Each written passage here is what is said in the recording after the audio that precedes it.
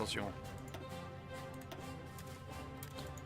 We do need to change these colours as well. So last time you were yellow and that seemed to work quite well. Gardez vos rangs. You were blue and that worked quite well. Écoutez. You were white. Attention. You guys are red. Aux ordres. And then you are my reserve, and you are going to be pink, because brown did not work very well. And there we are, char de bataille. And now we can get army reform, and then we can start working on the freaking doctrines. No infantry unit or high-tech tank alone will win us this war. We must put our efforts into developing both our tactical and strategical capabilities with the right people in the job. And speaking of people on the job, I need to continue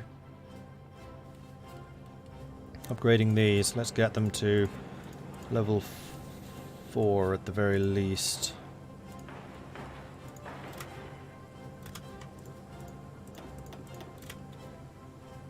Probably let these build for a while there without meaning to. Curses. Formation flying is done. No. I need decryption. I need to see what Germany is doing. And who's drilling still? You guys are. And you can join the reserves. We're actually going to have a really nice reserve fleet here. I like this. 17 destroyers and 11 subs. That's going to give us quite a lot of screening and general protection. In fact, I'm going to increase the number of screens we have to 40. Gives us a little bit of leeway in case we lose a couple. Oh, right, admirals. Haven't done that yet. Whoops. So, who do we want as the submarine commander?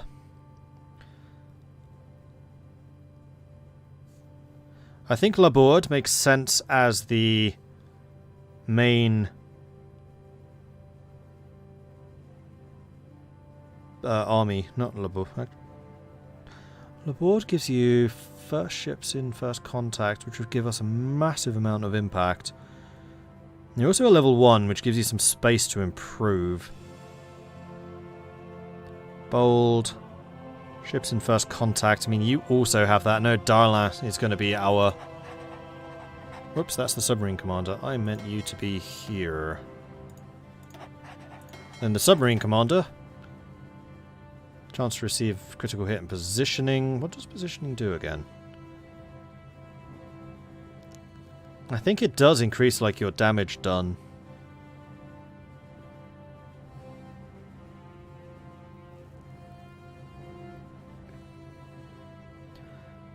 So, Admiral is going to be the submarines. The recon, frankly, could be Esteva. I'm not convinced about Emile Godefroy. I really like that he has Spotter. I really dislike that he has Battleship Adherent. That naval AA attack reduction is very bad, especially in the Mediterranean where everyone can hit you. And also he's old guard, so he levels up slower, which is really bad. So I think we're going to take a Steva for this. I know he's an aviation enthusiast. He's not going to get to mess around with planes, but he is going to get a chance to shoot some down. That'll do. How hard is this game to learn, and is it worth the money? It's difficult for me to make a value judgment because I get these games from the publisher.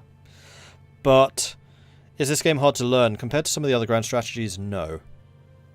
I would say that Hearts of Iron 4 or Stellaris would be the best way of learning Paradox grand strategy. So if you feel like learning a big strategic game like this is a good entry point, as is Stellaris. Stellaris, I would say, is a little bit easier, but it's sci-fi and it is a step removed from most of the Paradox games, which are historical, real-world things.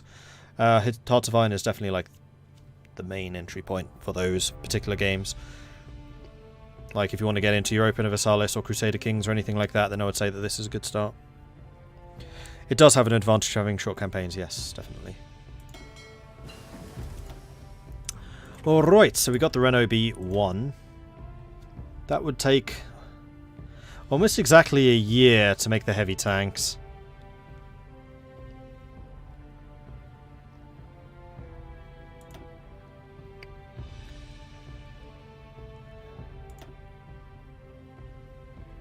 Never did build the radar. I think I want to continue with a hunt and destroy. Getting that extra 10% air superiority is going to be big. Getting some better close air support would also be nice. Naval tax I'm not too bothered about.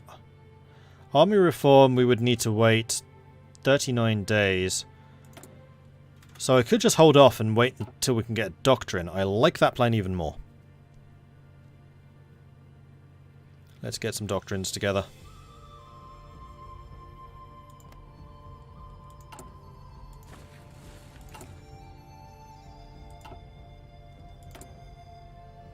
Still getting decryption, so I can't see what Germany is doing until I've got that. Which is a little bit scary. Okay, you guys are all trained. 6 days of fuel left. Perfect. Perfectly judged. And you are not drilling. Why not? Because you're repairing. Please do turn automatic split off. Thank you. You absolutely should not have automatic split on. Neither should you. And you should not be fighting unless you are very confident of winning.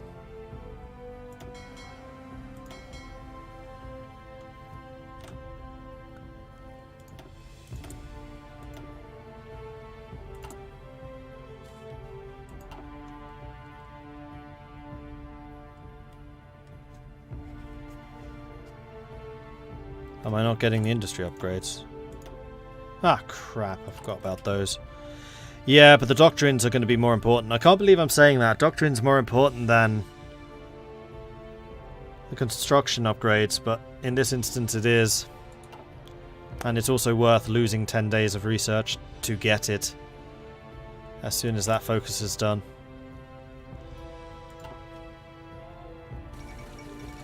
The fate of Czechoslovakia. German troops have crossed the border into Bohemia and Moravia, ostensibly to restore order to the regions in the wake of the collapsing Czechoslovakian government. That's very unfortunate for you, Czech Republic, but that also lets me partially mobilise. Boom. I've been waiting to do that for a while. Zog submits to Italy. An ultimatum has been delivered to the Albanian government by the Italian diplomats demanding that they submit to complete military occupation. Poland, please tell me that you're being guaranteed you are. So Britain will call me in when it is time. 3 more days.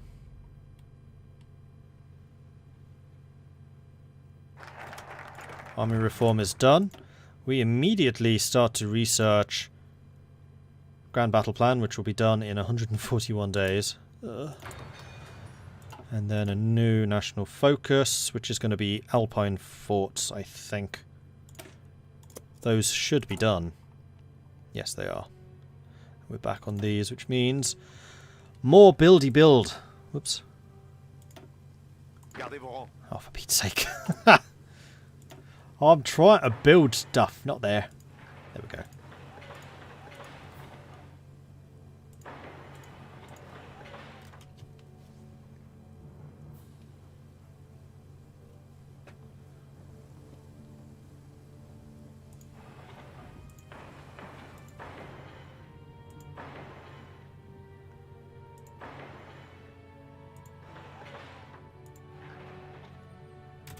Let's see if I can get those done. Like so.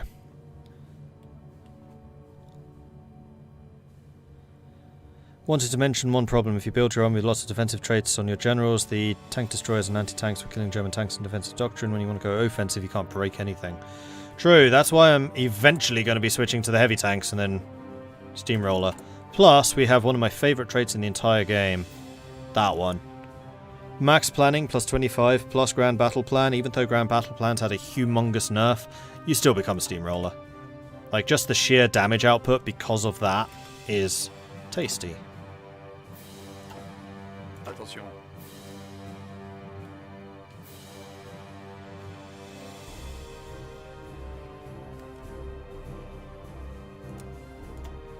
I am going to set you back up as a fallback line right behind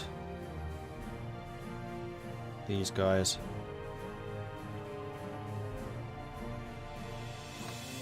Is that one province? Oh, that is.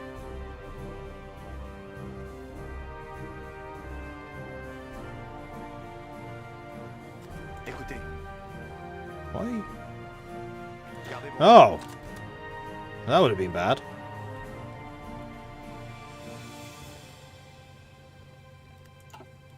And in fact, I would like you to start plotting the invasion of Germany. Vos ordres. And for you to begin plotting the invasion of Italy. Simply so you can get some planning prep going.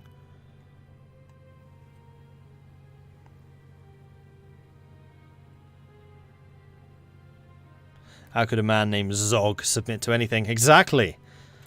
Did I forget the radar again? I have not forgotten. I just haven't built any yet. And you did have a very good point, where there was not really any point putting it in Alsace, because it's just going to get damaged. So I'm going to put one there. And then... Normandy... Picardy is still the better spot. Ile-de-France actually is, because that's going to cover more of the airspace of this region. We do need to have one down here too. Let's get one for the Alps. Provence. Perfect.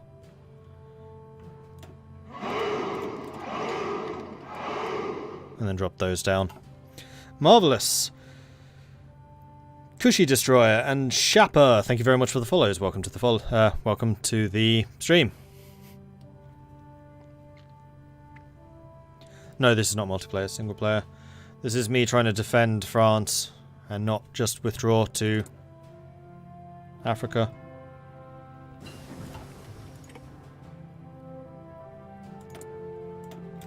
New technology.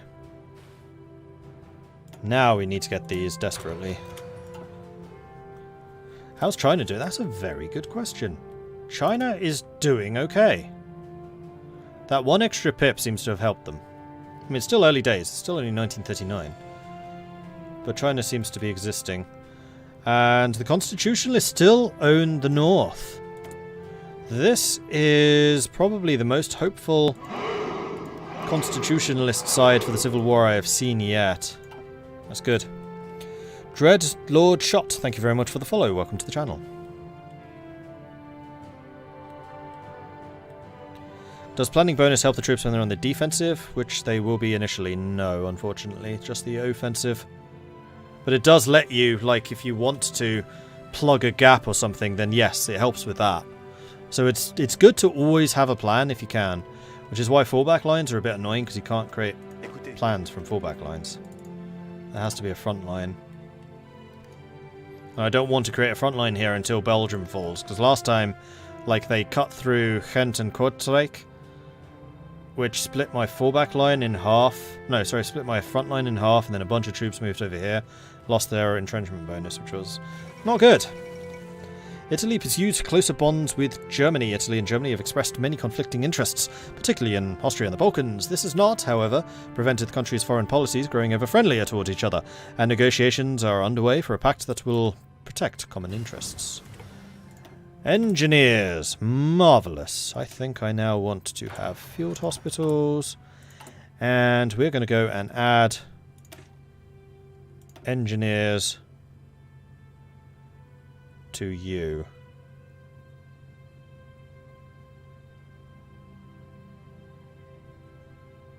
I've just realised I screwed up a bit. There's a reason I have a huge surplus of artillery and anti-tank. I didn't upgrade any of my divisions to this new template. I'm an idiot.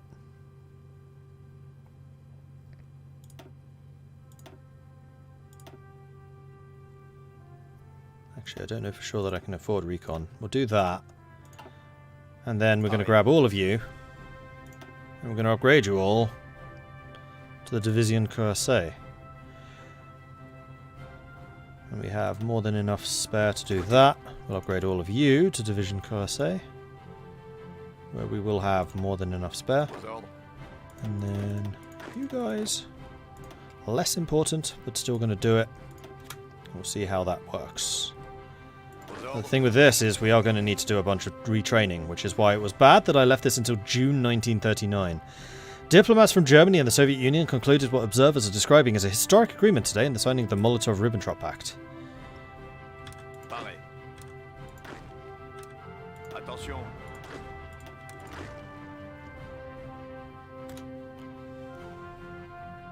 Gardez vos rangs.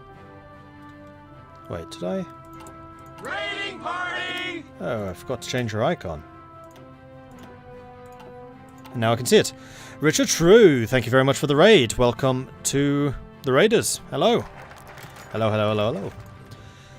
Alpine forts are done. We have now finished work on improving the fortifications of the Alpine line. When these new defences are finished, the Italians will be mad to cross the border.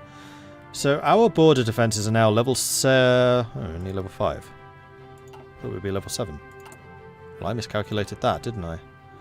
5 should still be pretty good. Might need to send some more troops to reinforce that, so we shall see how it looks. And then I would very much like to extend Maginot, but I would also like to make sure that these actually get done.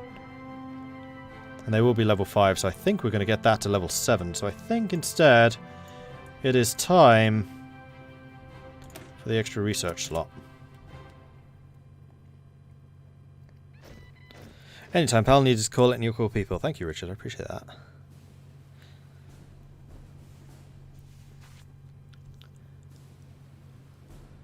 Well, for those of you who are just joining us, we are playing as France. We are doing Fortress France, which is basically trying to defend France and not fall to the German wrath. We already did this once today, and twice today, in fact, and lost horribly. We've changed our strategy a little bit, going with massed anti-tank divisions. Well, not massed anti-tank, but we have anti-tank in the division template, which we didn't previously, because we were really struggling under the enemy tanks, and we've also got dedicated tank hunters, which are anti-tank tank destroyers, plus tanks, plus some motorized. And in fact, I might try and add a bit more motorized to these divisions so that they can actually stand up to enemy attacks a little bit better. Actually, no, how are we doing for support equipment? We have 15. I think I made the right call in not adding recon. We still have 1,500 motorized, so I do think that we can add a couple more motorized to these guys.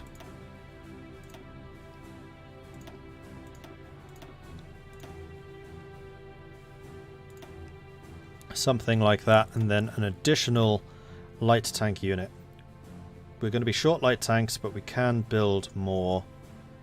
Motorized, we have enough for now. Yeah, I think we can afford this. And this is going to give us 44 piercing, so we're still under the armor that they have. But hopefully this allows us to at least do some damage to their medium tank divisions, because that's where we were really struggling previously.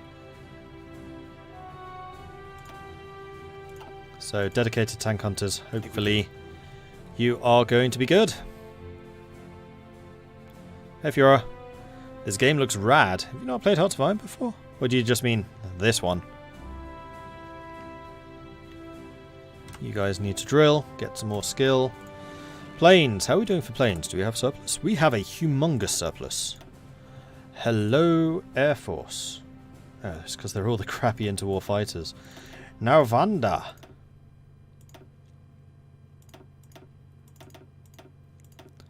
So we're going to grab these two, and we're going to have you training. And now the Paris airbase is full. So we're going to grab all of these fighters, and we're going to place you in here instead. I'm not going to give you orders until war actually breaks out, though. Okay, we can... Can we do anything else?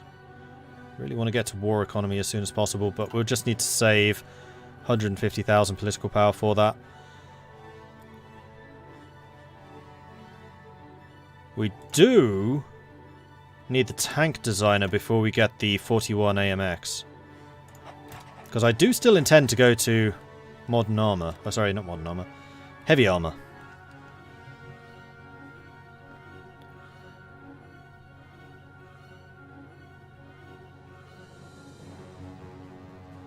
Why don't you build civs? Because it's July 1939 and I'm about to be attacked by Germany.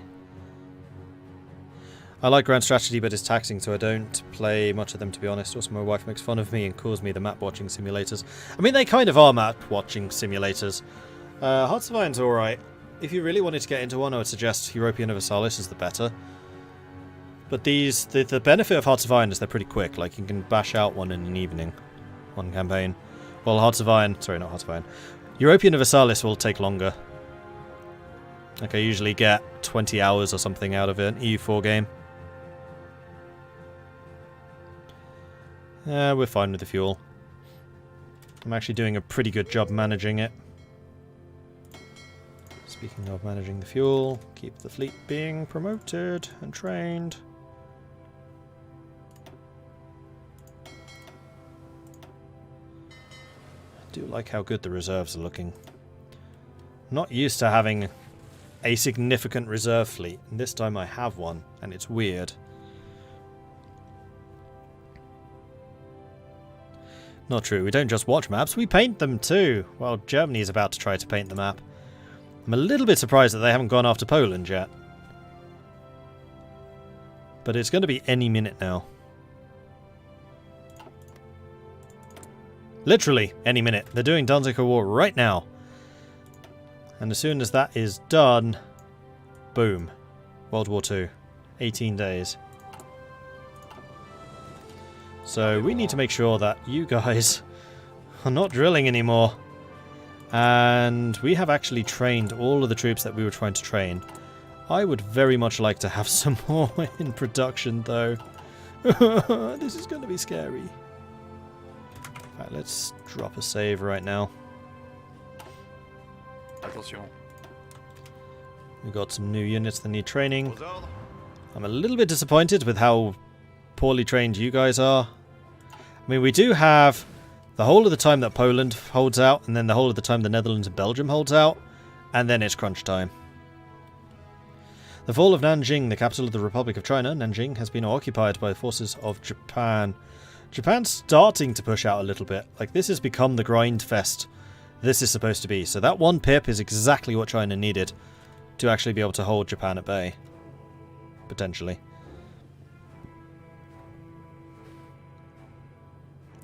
Been away for 6 hours. Is this still the same game as France? No, this is my third attempt.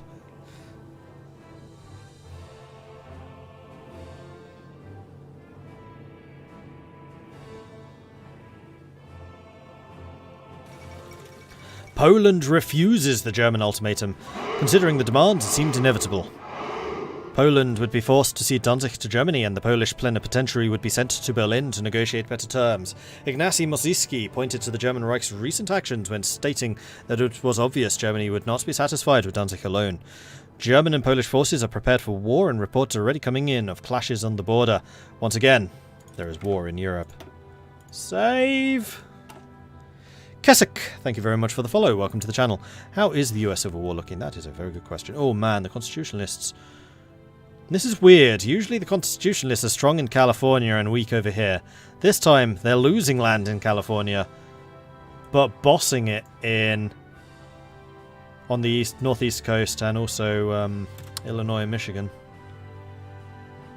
And for some reason, smashing down through the south. Mississippi. This is, I think, going to be a fairer fight. Because the Constitutionalists have 15 industries and 125 civies, 45 divisions to, oh dear, 33 divisions, 2 military factories, and only 55 civies. I think the Loyalists have lost this fight.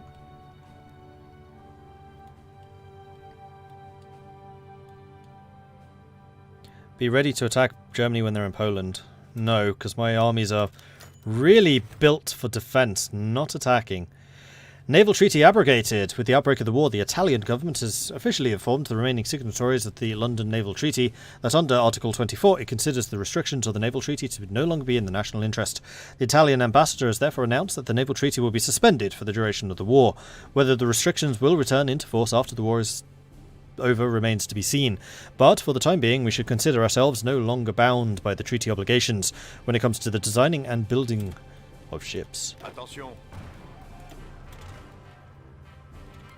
Oh, icon's changed again.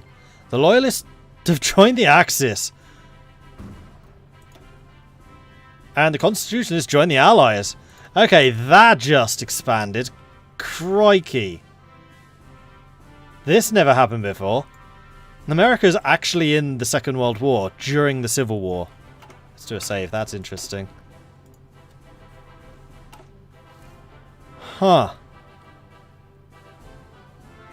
So, this is actually bad for us, because the UK is now going to get really sidetracked trying to protect the Constitutionalists.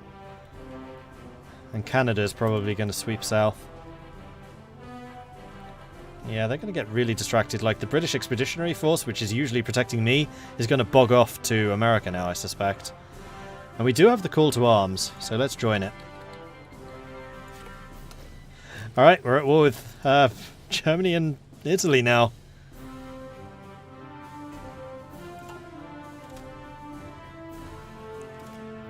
And we can also... whoop, not that one. War economy! Don't think I want total mobilization, I just want war economy. Okay. We've been saving for that. Poland has joined the Allies. And now I suspect that you are around Maginot. You are. Which means they're getting ready to attack Benelux. Right, before we do this, let's first of all slow the game down. Second of all, assign my air force.